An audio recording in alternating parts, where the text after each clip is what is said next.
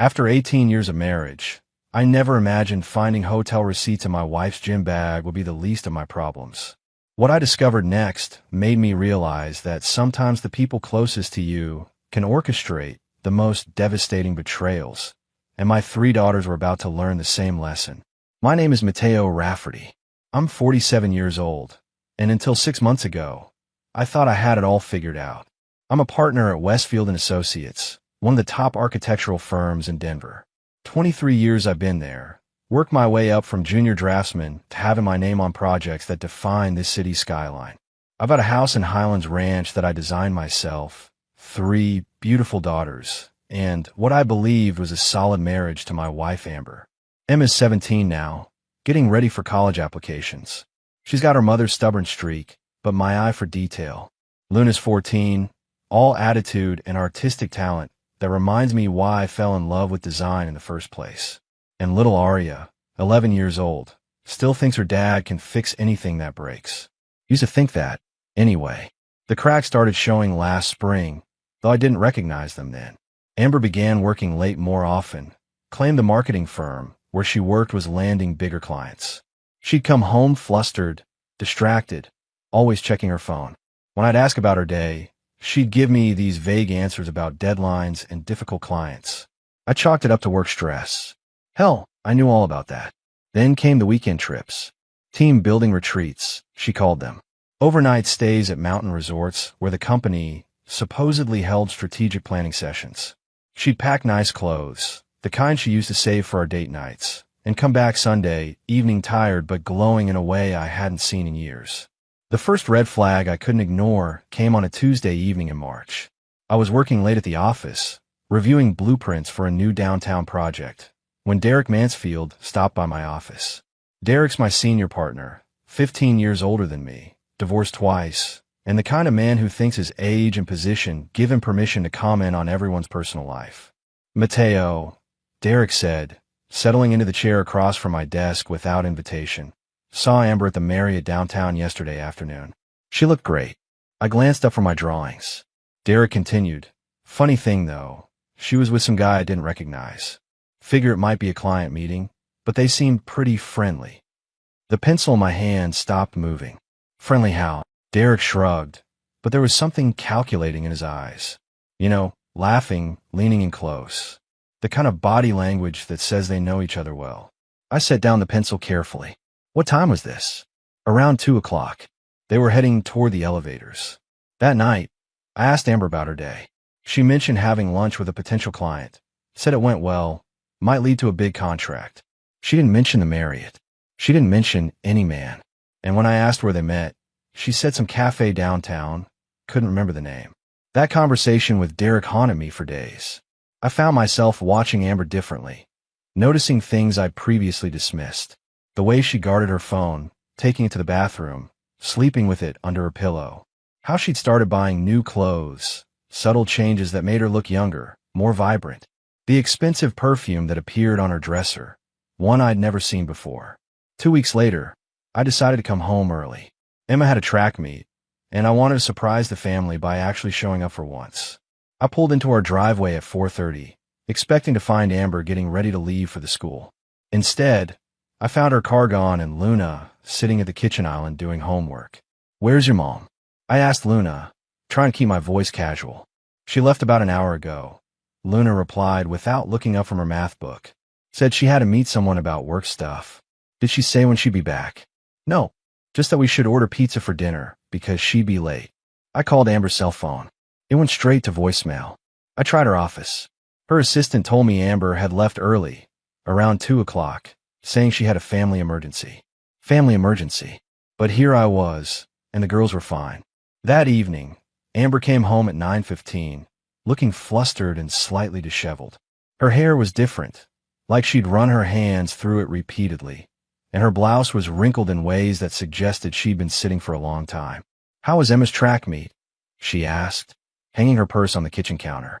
You missed it, I said, watching her reaction carefully. Amber's face fell, but the surprise looked forced. Oh no, was that today? I completely forgot. Work has been so crazy. Your assistant said you left early because of a family emergency. The pause was barely perceptible, but I caught it. Did she? I told her I had an appointment. Maybe she misunderstood. What kind of appointment runs until 9 at night? Amber opened the refrigerator and pulled out a bottle of wine, her back to me. A client dinner. The Hartman account I've been working on. They wanted to discuss expanding their campaign. At which restaurant? Another pause. That new place downtown. Elevation. I knew Elevation. High-end steakhouse that required reservations weeks in advance. Not the kind of place where business dinners run past 9 on a weeknight. The next morning, I called Elevation. They had no record of any reservation under Amber's name or her company's name for the previous evening. That weekend, I decided to confront her directly.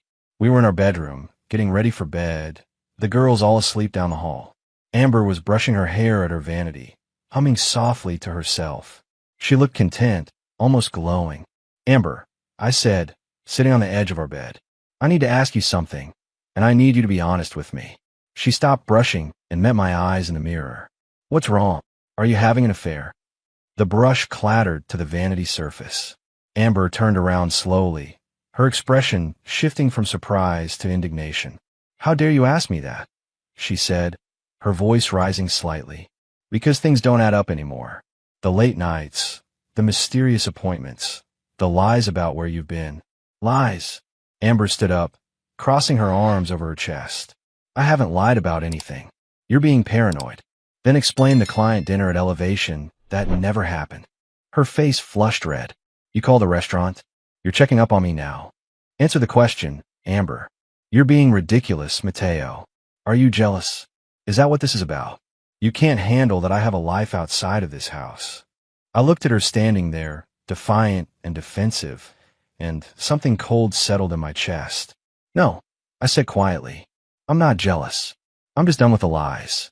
After that confrontation, Amber became more careful, but also more distant. She'd smile at me across the breakfast table while the girls chattered about school, but her eyes were elsewhere. I recognized the look now. The expression of someone whose mind was with another person entirely. I wasn't going to sit there and pretend everything was normal anymore.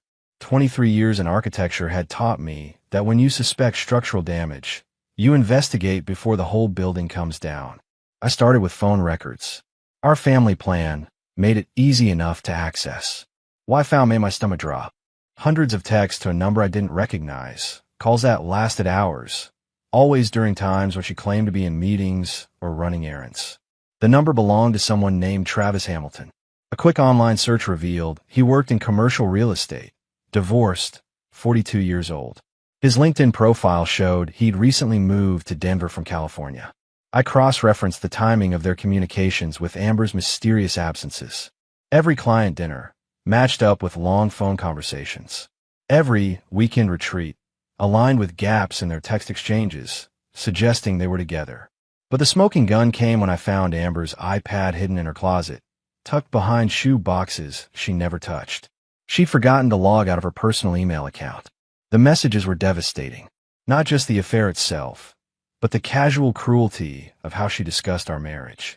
Mateo's so boring these days, she'd written. All work and no passion.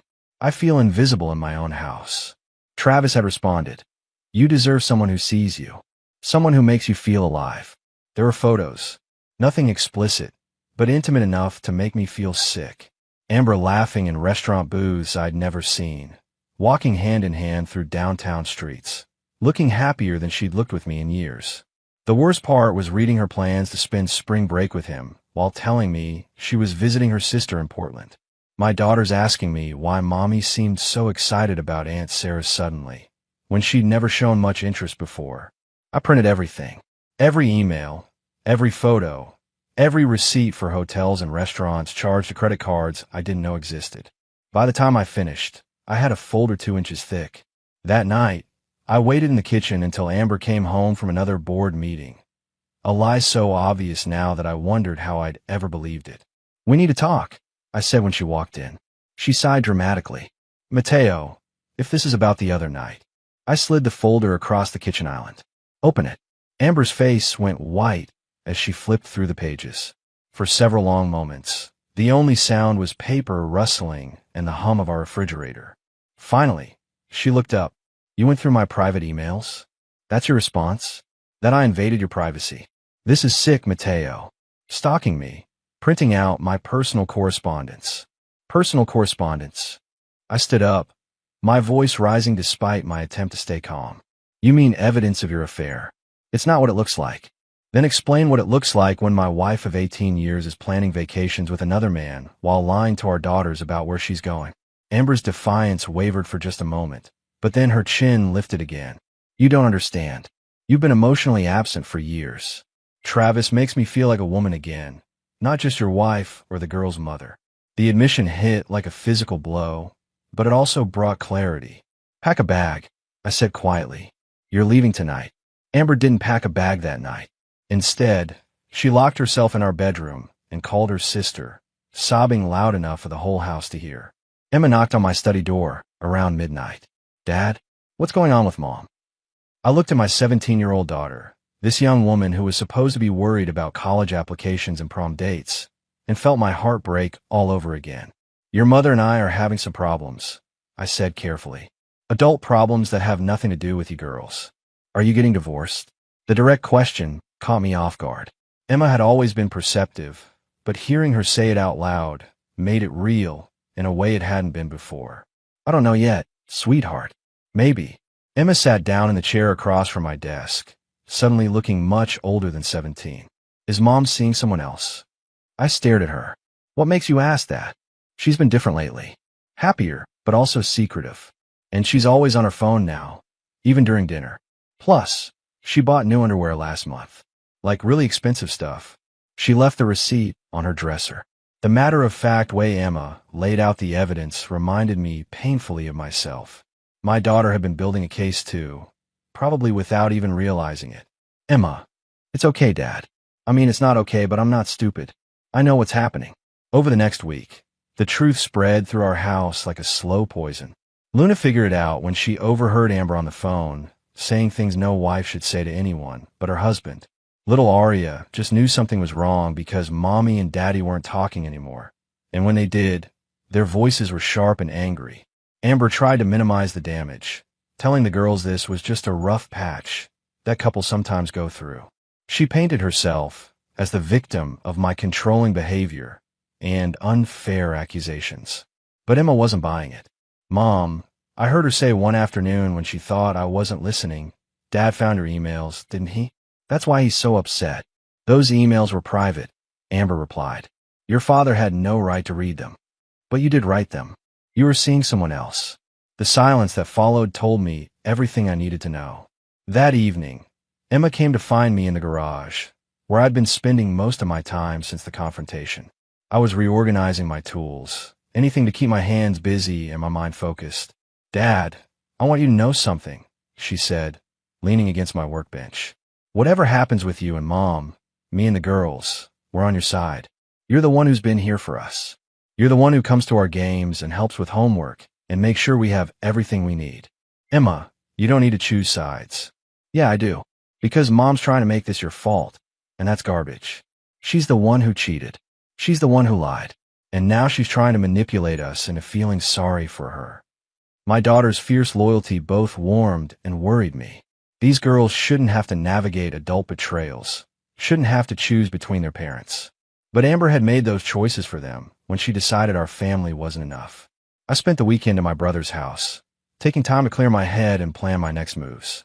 When I returned Monday evening, Amber was waiting in the living room with all three girls, looking like she was staging an intervention.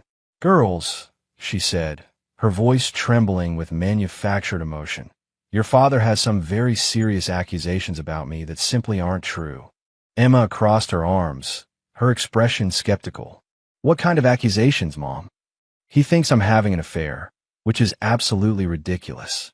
I've been working extra hours to help our family financially, and instead of being grateful, he's become suspicious and controlling.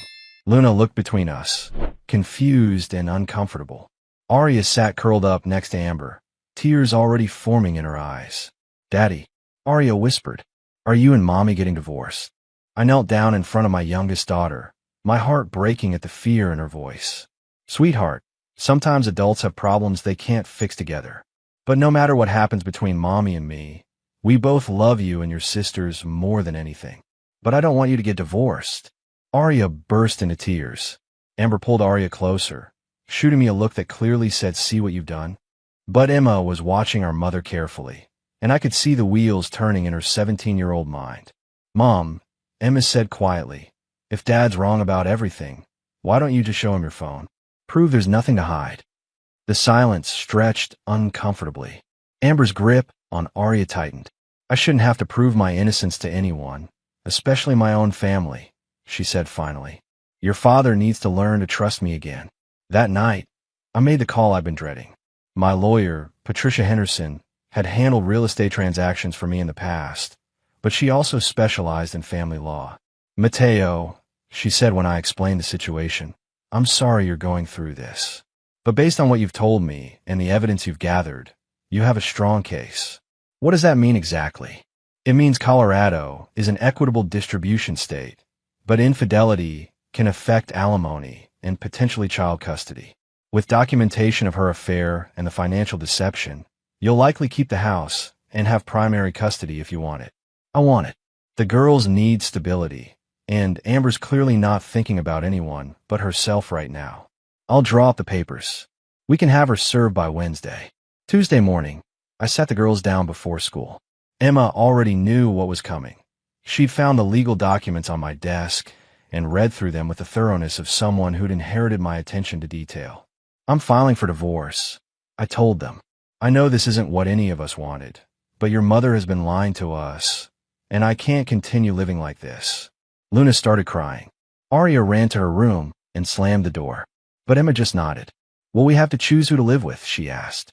"I hope not. I hope we can work something out that's best for everyone." But even as I said it, I knew Amber wouldn't make this easy. She'd fight for the girls not because she wanted them, but because losing them would mean losing control over me. The biggest shock came Thursday morning when I walked into the office and found Amber sitting in Derek's office, both of them looking grave and conspiratorial. Through the glass walls, I could see her gesturing animatedly while Derek nodded sympathetically. My assistant, Sarah, intercepted me before I could storm in there. "Mateo," she said quietly, "Derek wants to see you in the conference room." Amber's been here for an hour. In the conference room, Derek sat at the head of the table like he was chairing a board meeting. Amber sat to his right, her eyes red-rimmed but defiant. "Mateo," Derek began, "Amber came to me very concerned about your recent behavior. She says you've been making wild accusations, threatening divorce, putting the girls through unnecessary trauma." I stared at him, then at her. "You came to my workplace to discuss our personal problems. I came as someone I thought might talk sense into you," Amber said. "Derek's been a friend to both of us for years." "Derek," I said, keeping my voice level, "did you tell Amber about seeing her at the Marriott with another man?" Derek shifted uncomfortably. "I mentioned I'd seen her, yes, but I may have misinterpreted what I observed." The pieces fell into place with sickening clarity. Derek hadn't been trying to warn me that day. He'd been fishing for information, probably reporting back to Amber about what I suspected. "How long have you known?" I asked him directly. "Known what?" "About the affair. About Travis Hamilton. About the hotel meetings you've been helping to cover up."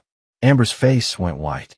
Derek's professional mask slipped for just a moment, revealing something calculating underneath. "Mateo," Derek said carefully, "I think you're under a lot of stress. Maybe you should take some time off, get some counseling." "No." I stood up, my voice cold and controlled. "What I'm going to do is remind you both that I've been documenting everything. Phone records, credit card statements, hotel receipts, emails, all of it." I looked directly at Derek. "And I'm also going to remind you that as a senior partner in this firm, you have a fiduciary duty to maintain professional boundaries. Involving yourself in an employee's marital affairs and potentially using your position to intimidate me could be construed as workplace harassment." Derek's face flushed red. "Are you threatening me?" "I'm informing you that I've retained legal counsel and that any further interference in my personal life will be addressed through appropriate channels." I turned to Amber. "And you're going to be served with divorce papers today. I suggest you find your own lawyer." As I walked out of the conference room, I could hear Derek calling my name, but I didn't look back. Whatever friendship or professional relationship we'd had was over. By afternoon, word had spread through the office about the confrontation. Some colleagues avoided me, probably worried about taking sides in what they saw as office drama. But others, especially the younger architects who'd never liked Derek's old boy network mentality, made a point of showing support. The papers were served that evening while I was helping Aria with homework. The process server found Amber at Travis Hamilton's apartment. 2 weeks after being served, Amber made her first real mistake. She tried to empty our joint savings account. I discovered it Monday morning when my phone buzzed with a low balance alert from our bank. $28,000 gone. Money we'd saved for Emma's college tuition, for Luna's orthodontics, for emergencies that actually mattered to our family. I called the bank immediately.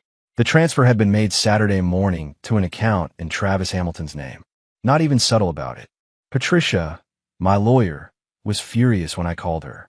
"This is financial misconduct during divorce proceedings," she said. "It's going to destroy any sympathy a judge might have had for her. Can we get the money back?" "We can try. I'm filing an emergency motion today for a restraining order on all marital assets." But Pierce, this shows desperation. She's panicking. That afternoon, I did something that surprised even me. I drove to Travis Hamilton's real estate office downtown. He was showing a client property listings when I walked in, all smiles and professional charm. "Excuse me," I said to his client, a young couple looking at starter homes. "I'm sorry to interrupt, but I need to inform you that Mr. Hamilton is currently involved in stealing money from a family with 3 children to fund his affair with a married woman. You might want to consider working with a more ethical agent." The couple exchanged glances and quickly left. Travis's face turned red with anger. "You can't come into my workplace." "Actually, I can. It's a public business, and I can certainly share factual information about your character with potential clients. What do you want?" "I want my family's money returned to our account by 5 o'clock today. Otherwise, I'll be standing outside your office every morning at 9, letting everyone know exactly what kind of man they're considering doing business with." Travis stared at me for a long moment. "You're insane." "No, I'm a father protecting his children's future from a thief. There's a difference." The money was back in our account by 4:30. That evening, Amber called me, screaming about harassment and threatening to get a restraining order. "Go ahead," I told her calmly. "File whatever you want. But explain to the judge why you stole our children's college fund to give to your boyfriend. It wasn't stealing. It was theft. From our daughters. And now every lawyer in this city is going to know exactly who Amber Rafferty really is." The line went quiet for a long moment. Then she hung up. Emma found me in my study later that night, grading architectural plans and trying to keep my mind occupied. "Dad," she said, sitting in the chair across from my desk, "Ari is having nightmares about money. She heard you and Mom fighting about bank accounts." My heart sank. "What kind of nightmares?" "She thinks we're going to lose the house, have to move, that she won't be able to stay in her school." "She's 11, Dad. She shouldn't have to worry about this stuff." I set down my pencil and really looked at Emma. She was carrying too much for a 17-year-old, trying to be strong for her younger sisters while watching her parents' marriage implode. "Your mom tried to take money that belongs to all of us," I said carefully. "But I stopped it. The house is safe. Your schools are safe. Whatever happens between your mother and me, you girls will be okay. Promise. Promise." Derek's retaliation came swift and petty.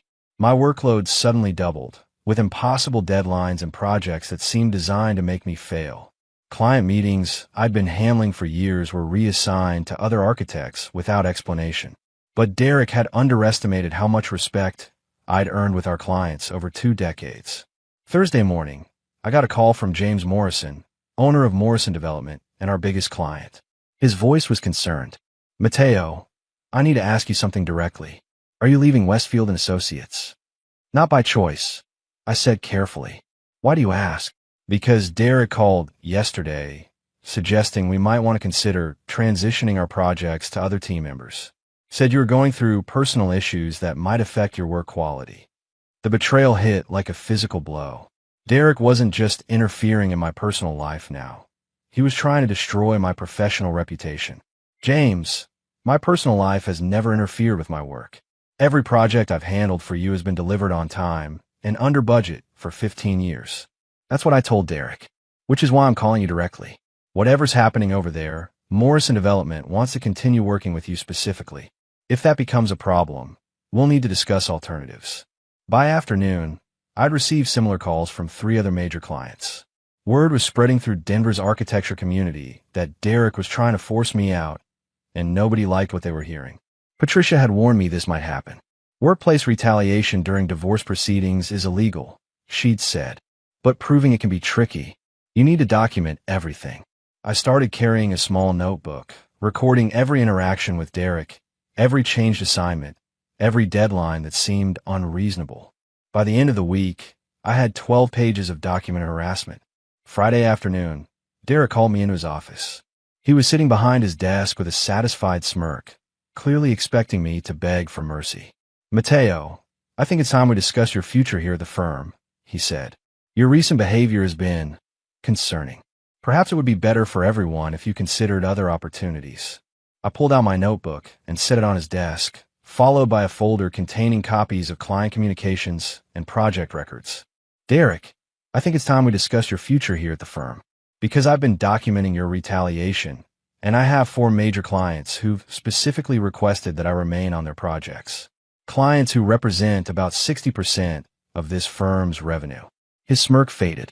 "I've also been in touch with the Colorado Bar Association about the ethical implications of a senior partner using his position to harass an employee over personal matters. Turns out they take that pretty seriously." Derek's face went pale. "Are you threatening me?"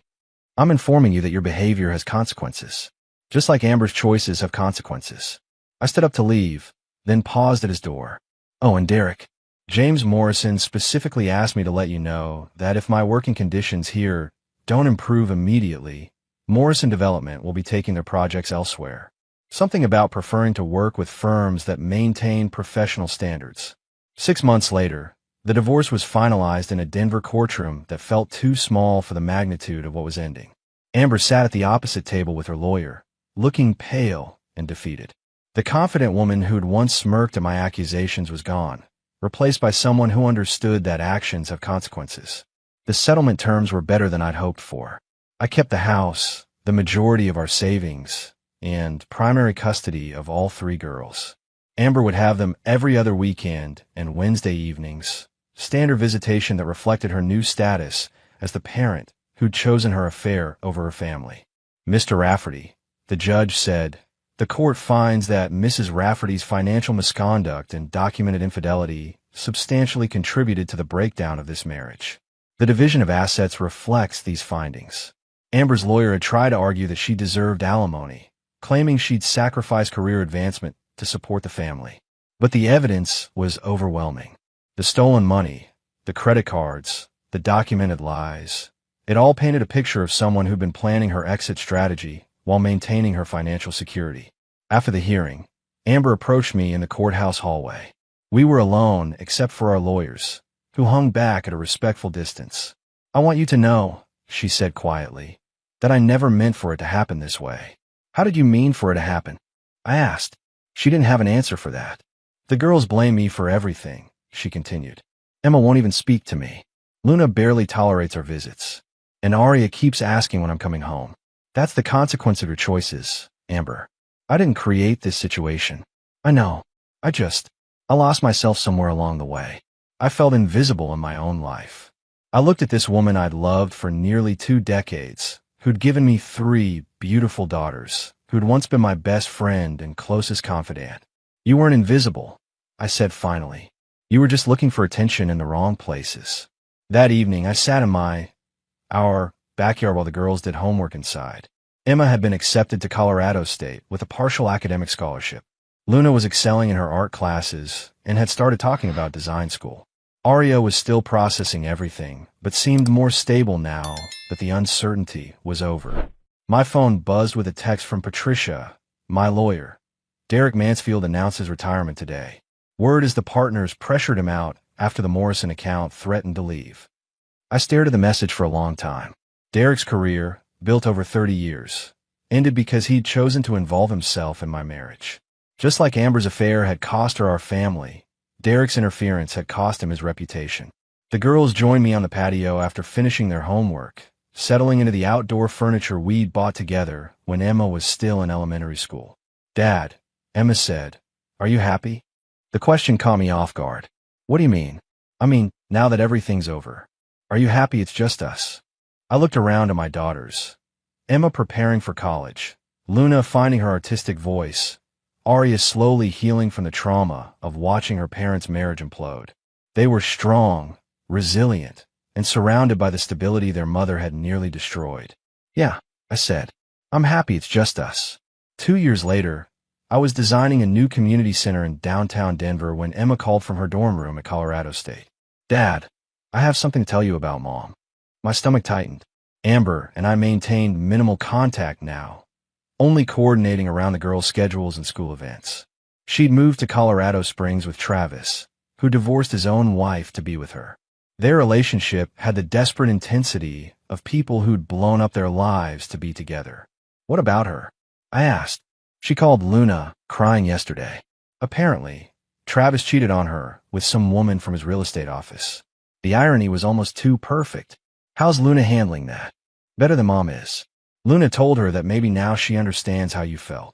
I leaned back in my office chair, looking out at the Denver skyline I'd helped shape over 2 decades. Some of those buildings represented the work I'd done while married to Amber, when I thought we were building something permanent together. Others were projects I'd completed after the divorce, when I'd learned to build for myself and my daughters alone. Emma, I need you to know something. What your mother did, the lying, the cheating, the way she handled the divorce, that's not who she was when I married her. People change, and sometimes they change in ways that hurt the people who love them. I know, Dad, but she made her choices. Yes, she did. And now she has to live with them. That weekend, all 3 girls were home for Luna's 16th birthday. We grilled burgers in the backyard and talked about colleges, careers, and Luna's latest art project. Arya, now 13 and wise beyond her years, asked if I ever missed being married. I miss being married to the person I thought your mother was. I said honestly, but I don't miss the lies or the uncertainty or wondering if the person I loved actually existed. Do you think you'll get married again? Luna asked. Maybe someday. If I meet someone who values honesty and loyalty as much as I do. Good, Emma said firmly. You deserve someone who won't take you for granted. That night, after the girls were asleep, I sat in my study reviewing architectural plans and thinking about foundations. In construction, everything depends on having a solid base. If the foundation is compromised, the entire structure becomes unstable. My marriage to Amber had been built on what I thought was solid ground, but her deceptions had created fractures that eventually brought the whole thing down. The divorce had been painful, like demolishing a building you'd invested years in creating. But now I had something better. A life built on truth, a relationship with my daughters based on trust and respect, and the knowledge that I was strong enough to start over when necessary. My phone buzzed with a goodnight text from Emma. Thanks for being the parent who stayed strong for us. We love you. I smiled and turned off the lights.